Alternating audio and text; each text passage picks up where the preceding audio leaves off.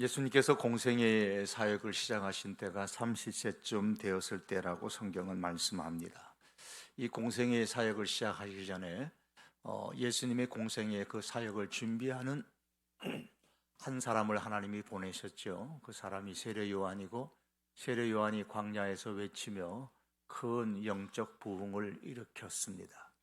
이 공생의 사건을 사역을 시작하시기 전에 예수님께서 세례를 받으시고 예수님이 하나님께서 보내신 메시아이심이 세례 요한에게 증거되어졌고 또 세상에 선포되어졌습니다.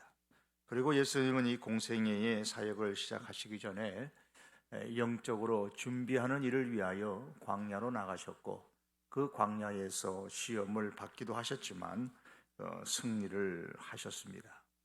이제 세례 요한의 소문을 듣고 갈릴리 유다의 땅에 있는 사해 북쪽 요단강에 가셔서 예수님 세례를 받고 시험 받으시고 다 승리를 하셨습니다. 그런 이후에 예수님께서 어디로 가셨습니까? 유대 광야로 가십니다. 그 광야의 내용을 지도를 한번 보시겠습니다. 앞에 영상을 한번 보시면 이런 것입니다. 잘 안 보이시죠? 좀 더 크게 해볼까요? 자, 이렇게 정도 하면 저 위에가 지금 사해입니다. 위에가 사해고요. 이쪽이 조그만하게 보이는, 잘 안 보이시죠? 조금 확대시켰는데 이 위쪽이 사해가 있습니다. 사해가 요 위에, 갈릴리 바다가 요 위에 있고 사해가 요 밑에 있습니다. 그리고 유대 광야는 이쪽에 있습니다. 이게 지금 유대 광야의 저 산 모양이 있죠? 유대 광야의 모습들이 여기 있습니다. 그러면 예수님께서 세례 받으신 요단강 동편 베다니는 어느쯤에 있느냐? 사해 제일 북쪽에 있는 요쯤에 여기쯤에 이제 요단강 동편 베다니가 있고, 여기서 이제 여기에서 세례를 받으신 예수님께서 이제 유대 광야로 가셔서 유대 광야에서 영적 준비, 공생의 사역을 준비하시게 되죠. 사역을 준비하시게 됩니다.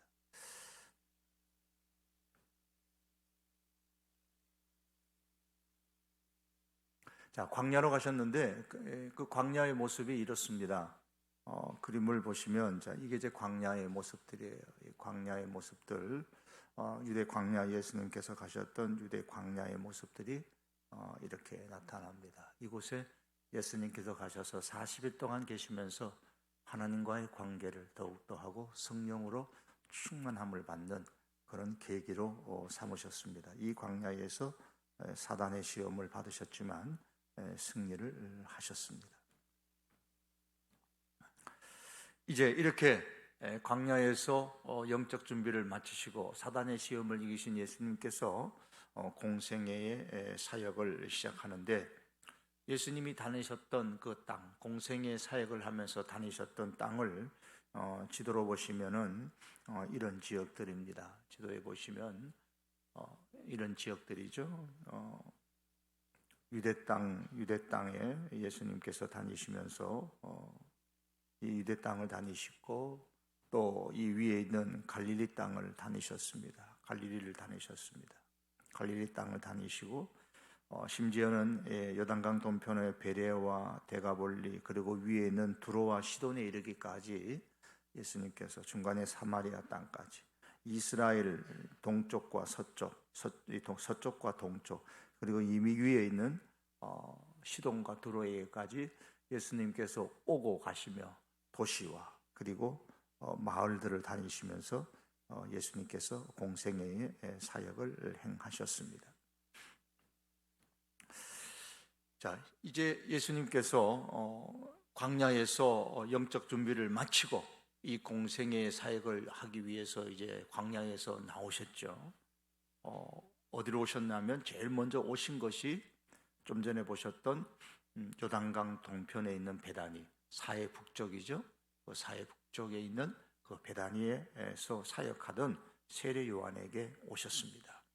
이때 세례 요한이 예수님을 보고 이렇게 소개했습니다. 오늘 본문의 말씀이죠. 말씀의 29절의 말씀 보면 1장 29절의 말씀입니다. 이튿날 요한이 예수께서 자기에게 나오심을 보고 이르되 보라, 세상 죄를 지고 가는 하나님의 어린 양이로다.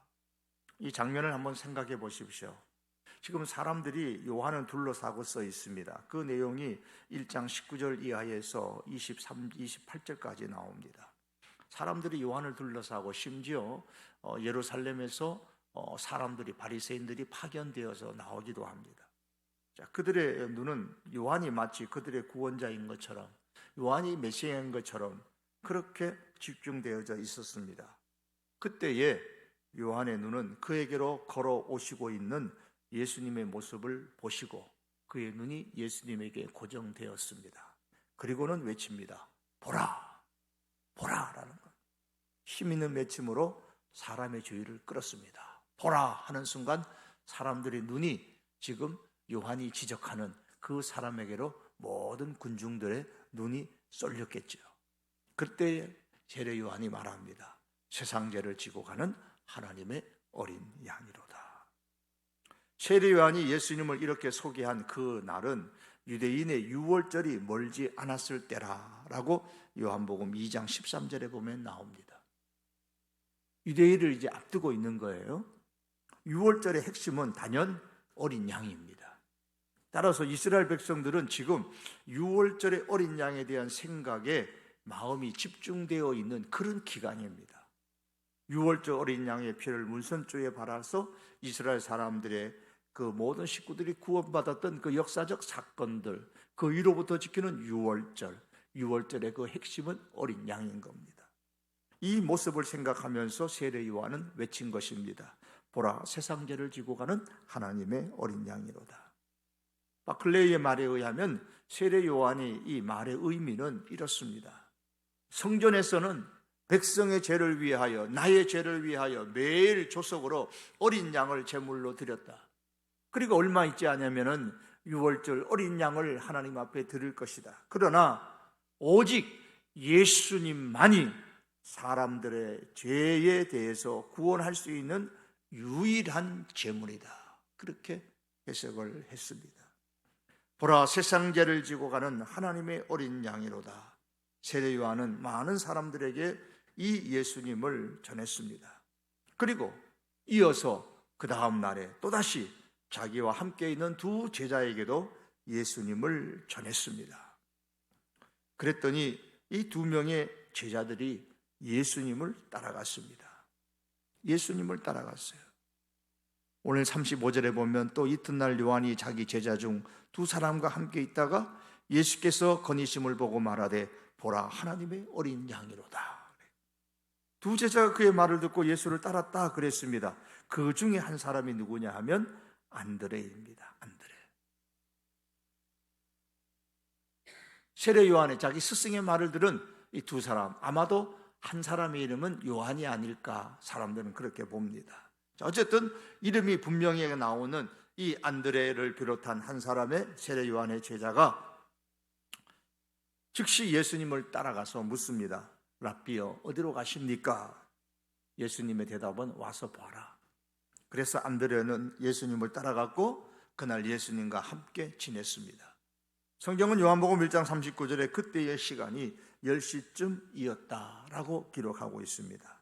로마 시간으로 말하면 오전 10시가 될 것이고 유대인의 시간 계산법으로 하면 오후 4시가 될 것입니다. 어떤 시간 계산법으로 하든 중요한 것은 안드레가 예수님과 함께 있었고 대화를 나눴고 예수님이 메시아인 것을 믿게 되었다라는 사실입니다.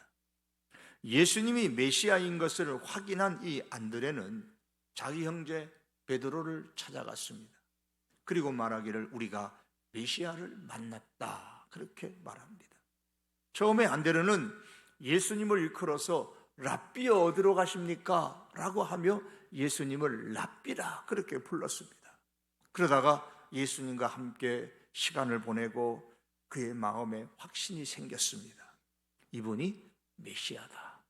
그래서 형제인 베드로를 찾아가서 메시아를 만났다 전하고 베드로를 권하여서 예수님께로 왔습니다. 이 내용이 오늘 1장 42절에 있는 내용이죠.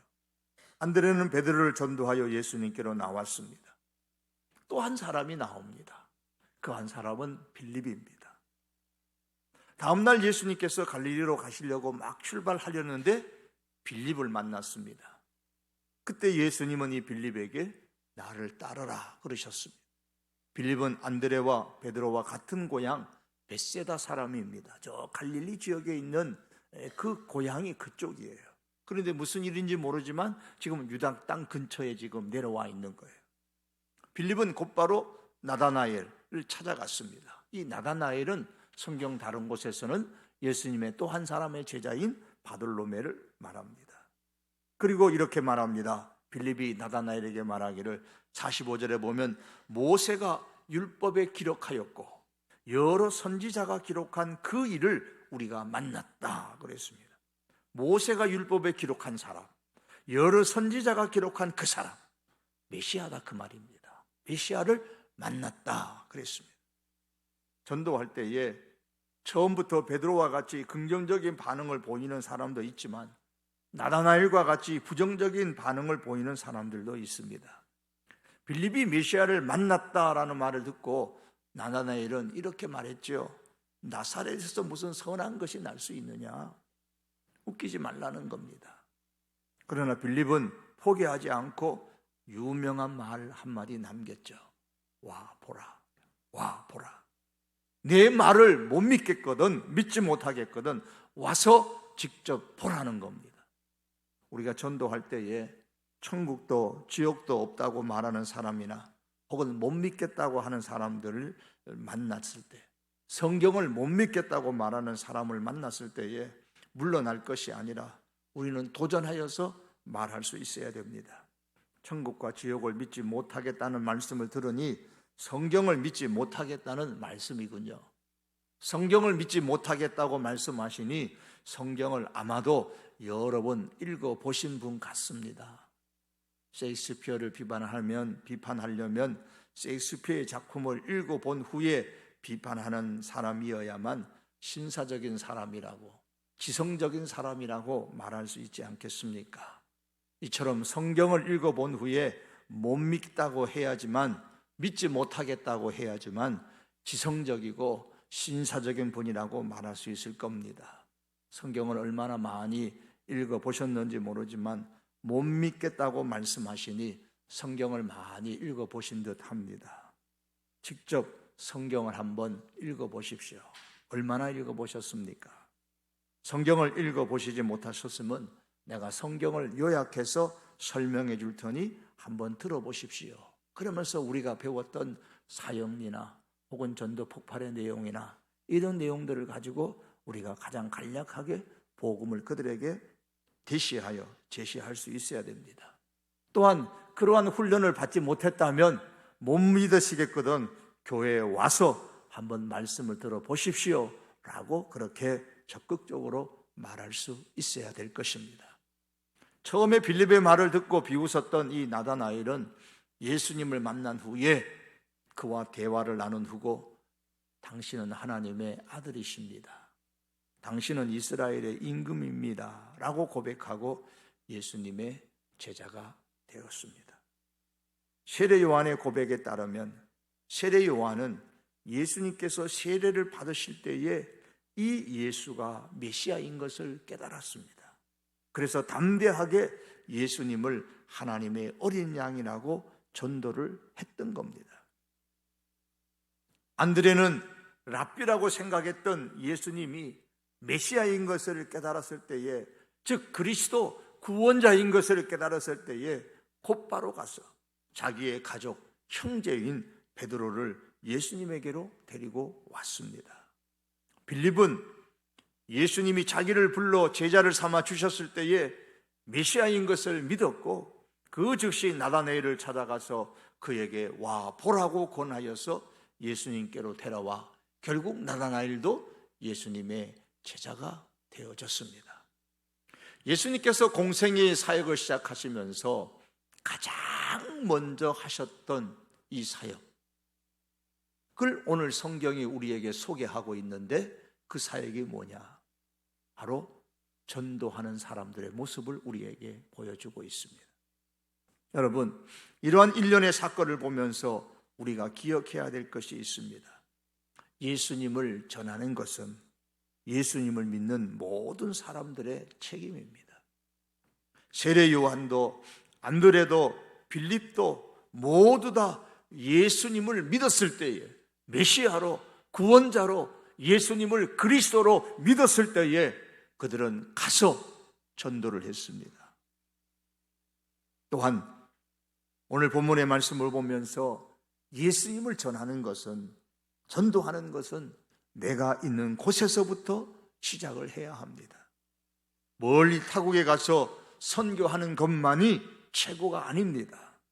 그러한 사명을 받은 사람은 분명히 사명을 가지고 때로는 저 아프리카라도 브라질이라도 먼 땅이라도 가야 합니다. 그러나 선교의 사명을 받은 사람들조차도 가기 전에 내가 지금 있는 장소에서, 내가 지금 있는 자리에서 세례 요한처럼 자기 제자나 자기가 사는 그 사회의 사람들에게, 혹은 안드레처럼 자기 가족에게, 혹은 빌리처럼 자기의 친구 혹은 자기 지인에게 전도하는 것에서부터 시작을 해야만 하는 겁니다. 공생의 사역을 시작하시는 예수님의 모습을 보여주면서 가장 먼저 자기 가까이에 있는 자기 삶의 현장에서, 자기의 자리에서 전도하는 사람들의 모습을 성경은 우리에게 소개해 주고 있습니다. 또한 이들의 전도하는 모습을 보면서 우리가 기억해야 될 것은, 전도라는 것은 말로 하는 겁니다. 말로 하셔야 돼요. 전하는 사람이 없으면 듣지를 못하고, 듣지 못하면 믿을 수가 없다고 로마서는 말씀하고 있습니다. 말로 먼저 전해야 합니다. 오늘날 삶으로 전도해야 한다고 말합니다. 그리스도인의 삶의 모범이 되는 것은 대단히 중요합니다. 그러나 전도의 꽃은 말로 하는 겁니다. 말로 전도했을 때에 그 말의 효력을 잘 나타내 보이기 위해서 삶이 중요한 겁니다. 하지만 그리스도인의 삶을 보여주는 것만 가지고는 전도라고 할 수가 없습니다. 좋은 그리스도인의 삶을 가족들에게 보여주고, 친구들에게 보여주고, 직장이나 혹은 사업을 하며 만나는 사람들에게 보여주는 것, 그 자체가 전도냐? 아닙니다. 그 자체는 전도가 아닙니다. 전도를 위하여서 마치 물고기를 잡을 때에 밑밥을 그 물에다가 많이 뿌려주는 것과 같은 것이 바로 삶인 거예요. 내가 예수님을 믿습니다. 당신도 예수님을 믿으십시오. 예수님은 구원자이십니다. 와 보십시오. 교회로 와서 말씀을 들어보십시오. 이런 말이든 저런 말이든 전도는 말로 하는 겁니다. 그리고 이 전도하는 말이 효력을 발휘하기 위해서는 성령의 역사와 전도하는 사람의 삶이 중요합니다. 그래서 전도하는 사람일수록 기도하고 성경적인 삶을 살려고 힘써야 하는 것입니다. 어떤 분이 이런 말을 했습니다. 가가호 문을 두드리고 찾아가서 전도를 하는 전도팀에서였습니다. 우리 교회도 전에 아현동 아파트에 그 문을 직접 두드리면서 전도할 때가 있었고, 지금도 많은 분들이 이 지역의 그 상가를 다니시면서 상가 안에 들어가서 주인들에게 전도를 지금도 하고 있습니다. 전도를 하고 나서 함께 모여서 그날의 전도 현황에 대해서 물었습니다. 방문하는 집의 초인종을 누르면서 무슨 기도를 했습니까? 이렇게 지도자가 물으니까 그 전도했던 사람이 이렇게 대답을 했습니다. 집에 아무도 없기를 기도했습니다. 그 심정 아마 이해하실 거예요. 전도를 해야 돼서 문을 두드려야 되겠는데, 초인종을 눌러야 되겠는데 아무도 없었으면 좋겠다. 진짜 그런 마음이 생겨요. 처음 전도하러 나가면 한두 번쯤 다 경험이 있었을 겁니다. 그만큼 전도하는 것이 힘들고 두렵다는 것이죠. 그런데 예수님께서 공생애의 사역을 시작하실 때 가장 가장 먼저 일어난 사건이 뭡니까? 바로 전도하는 사건이 일어난 거예요. 바울은 이런 고백을 했습니다. 내가 하나님의 열심으로 너희를 위하여 열심을 내노니 내가 너희를 정결한 처녀로 한 남편인 그리스도께로 드리려고 중매함이라. 내가 너희를 그리스도께 연결시켜 주려고 중매하려고 내가 하나님의 열심으로 열심을 낸다. 바울은 그렇게 고백을 했습니다. 전도가 결코 쉽지 않는 신앙생활이지만 우리는 예수님을 믿는 사람을 믿지 아니하는 그런 사람들을 예수님과 중매하는 이 일에 하나님의 열심을 품을 수 있기를 바랍니다. 특별히 오늘 말씀해 보니까 전도하는 대상을 어떻게 정할 것인가를 우리에게 정확하게 가르쳐주고 있죠. 세례 요한은 대중들을 향해서도 자기를 찾아오는 무리들에게도 보라 하나님의 어린 양이로다 그렇게 했지만 누구에게 했습니까? 자기 제자예요. 자기 제자 두 사람에게 보라 하나님의 어린 양이다 그렇게 전했습니다. 또한 안드레는 누구에게 전했습니까? 자기 형제입니다. 베드로에게 찾아가서 내가 메시아를 만났다 그리고 그를 데리고 왔습니다. 빌립은 누구에게 전도했습니까? 자기 친구 혹은 자기의 지인인 이 나다나엘을 찾아가서 내가 메시아를 만났다 와서 보라 그랬습니다. 반응이 처음에는 싸늘했지만 끝까지 와 보라 그랬습니다. 여러분 이 세 사람이 전도했던 대상들을 한번 보십시오. 내가 지금 가까이 관계를 맺고 있는 사람에게 내가 지금 가까이 관계를 맺고 있는 그 사람에게 찾아가서 전도하는 모습을 우리는 오늘 성경에서 볼 수가 있습니다.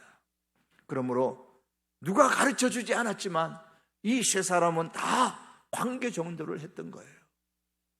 오늘 주일은 우리 행복축제의 날입니다.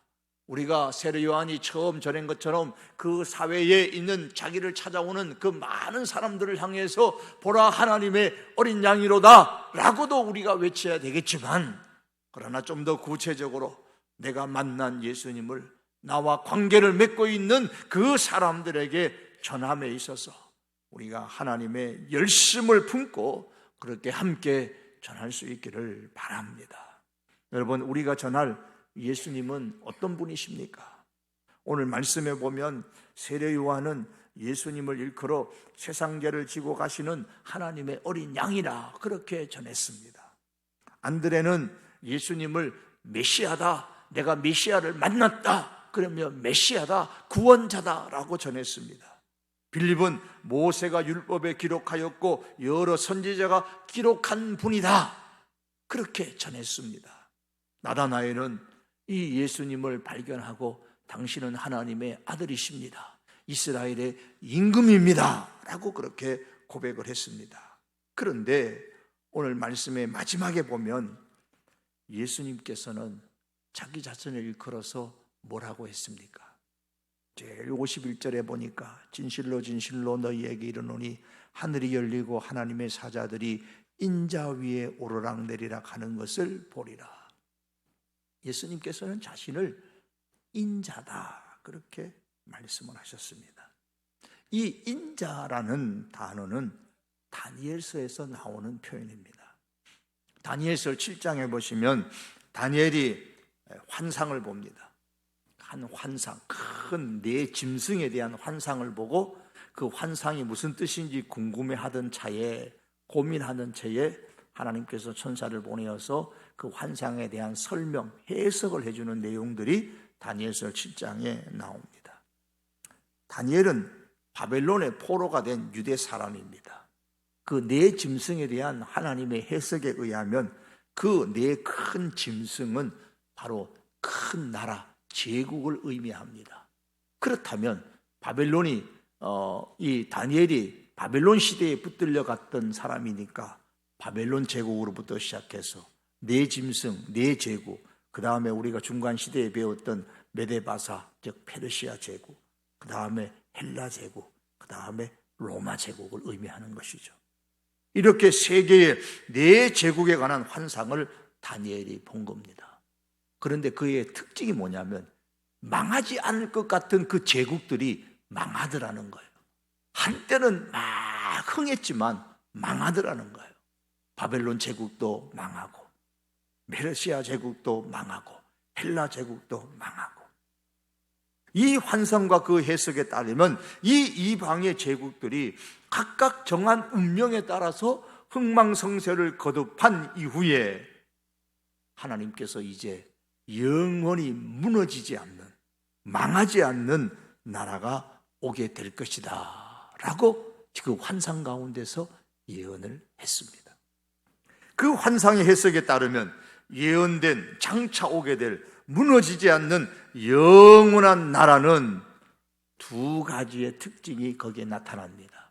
그 하나는 인자 같은 이에게 주어질 것이다 그랬어요. 인자 같은 이가 그 영원한 나라, 망하지 않는 나라의 주인이 될 것이다 그렇게 말씀했습니다. 이것이 다니엘서 7장 13절과 14절입니다. 자, 앞에 영상을 한번 보시고요, 우리 같이 한번 읽어 보시겠습니다. 글씨가 보입니까? 다 같이 읽습니다. 안 보이면 더 크게 드릴까요? 자, 보입니까? 읽어 보시겠습니다. 시작. 내가 또 밤 환상 중에 보니 인자 같은 이가 하늘 구름을 타고 와서 옛적부터 항상 계신 이에게 나아가 그 앞으로 인도되매 그에게 권세와 영광과 나라를 주고 모든 백성과 나라들과 다른 언어를 말하는 모든 자들이 그를 섬기게 하였으니 그의 권세는 소멸되지 아니하는 영원한 권세요 그의 나라는 멸망하지 아니할 것이니라. 자, 먼저 네 제국의 환상을 봤어요. 그런데 그 제국들이 때가 되면 자꾸 망하는 거예요. 또 다른 제국이 섰는데 또 그것도 망해요.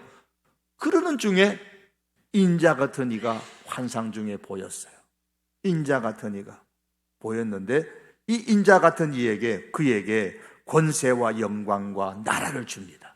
저 인자 같은 이가 권세와 영광과 나라를 얻습니다.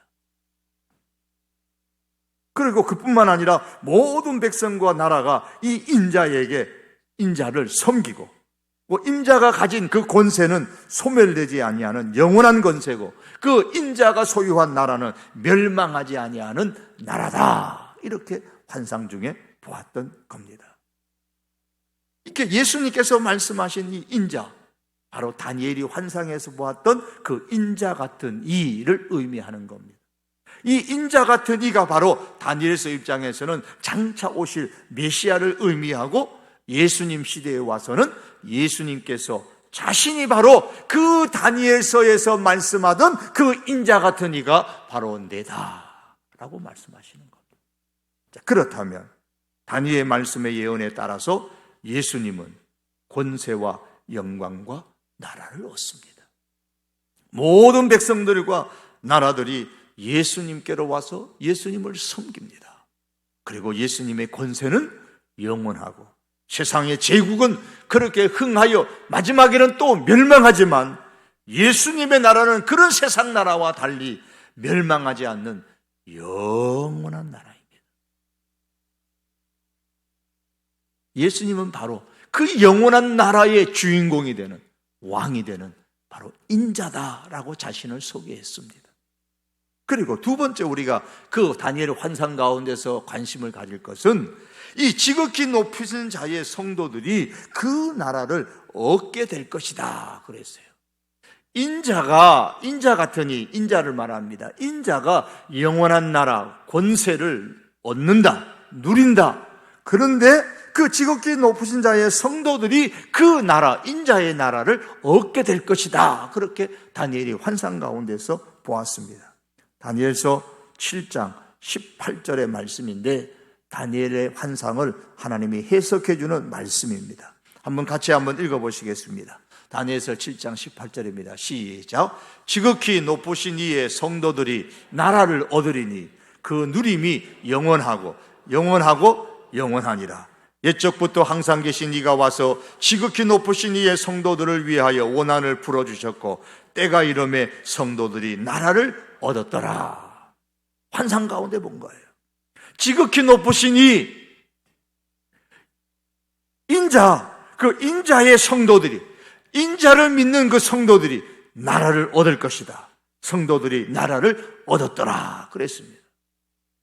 여기서 지극히 높으신 자의 성도들, 바로 인자를 믿는 사람들, 예수님을 믿는 사람들을 의미합니다. 예수님을 믿는 사람은 나라, 즉 예수님의 나라, 하나님의 나라, 멸망하지 않는 나라, 그 영원한 나라를 얻습니다. 이 나라를 얻는 사람들이 누구라고요? 예수님을 믿는 저와 여러분들입니다. 예수님께서 이 나라에 대하여서 누가복음 12장에 보면 31절과 32절에서 이렇게 말씀합니다. 다만 너희는 그의 나라를 구하라. 적은 무리여 무서워 말라. 너희 아버지께서 그 나라, 이 하나님의 나라, 이 예수님의 나라, 멸망하지 않는 이 나라를 너희에게 주시기를 기뻐하시느니라 그랬습니다. 예수님의 나라, 하나님의 나라를 우리는 구해야 합니다. 하나님께서 우리에게 그 나라를 주시는 것을 참으로 기뻐하십니다.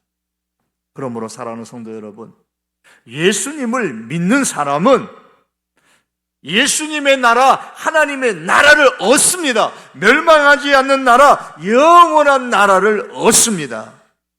그러므로 사랑하는 성도 여러분, 보물 같은 이 영원한 하나님의 나라를 우리가 얻는다면 이 나라를 얻을 뿐만 아니라 이 나라를 나와 관계를 맺고 있는 우리의 VIP들, 나와 관계를 맺고 있는 이 소중한 분들에게,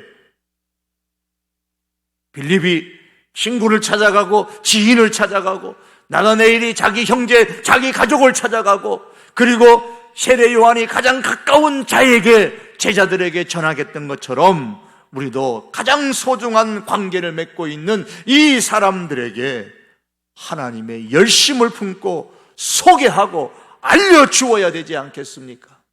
그래서 내가 이 소중히 여기는 분들과 더불어 함께, 나와 더불어 이 영원한 하나님의 나라를 소유할 수 있는 그런 백성들이 될 수 있기를 주님의 이름으로 축복합니다. 우리 근본 이 행복 나누는 축제가 바로 영원한 하나님의 나라, 예수 그리스도를 믿는 자에게 주시는 이 하나님의 나라를 소유하는 가장 소중한 나의 그 분들로 만들기 위하여 마지막까지 우리가 기도하고 마지막까지 힘쓸 수 있기를 바랍니다. 기도하시겠습니다.